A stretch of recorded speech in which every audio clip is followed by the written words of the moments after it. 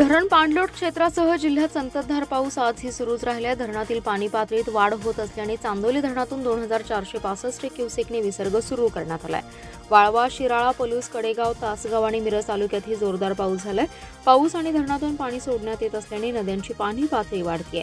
सांगलीतील आयर्विन पुलाची पाणी पातळी सायंकाळी 20.9 फुटांवर पोहोचले, त्यामुळे नदी काठावरील गावांना पुन्हा सतर्कतेचा इशारा देण्यात आलाय। मागील 2 दिवसांपासून सुरू असलेला पावसाचा जोर वाढलाय। चांदोली आणि कोयना धरण क्षेत्रातही पाऊस सुरूच आहे।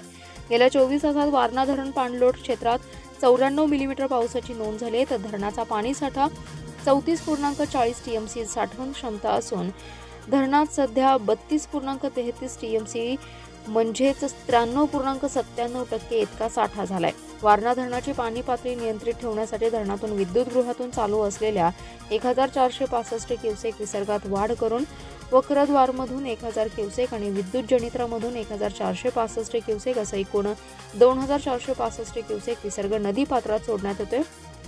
त्यामुळे नदीकाठच्या नागरिकांना धरण व्यवस्थापनाने सतर्कतेचा इशारा दिलाय। शिराळा तालुक्यात पश्चिम विभागात पावसाने विश्रांतीनंतर पुन्हा दमदार हजेरी लावली। सांगली शहर परिसरात दिवसभर पावसाची उघडझाप सुरू होती। दिवसभर ढगाळ वातावरणासह हवेत गारवा राहिला। दुपारी जोरदार पावसाने हजेरी लावली। Maruti road, Bhaji Mandai, city post line, market committee, बाहेरील चौक, स्टँड परिसरात पावसाचं पाणी रस्त्यांवर आलं। गुंठेवारी भागात संततधार पावसाने दलदल निर्माण झाली आहे।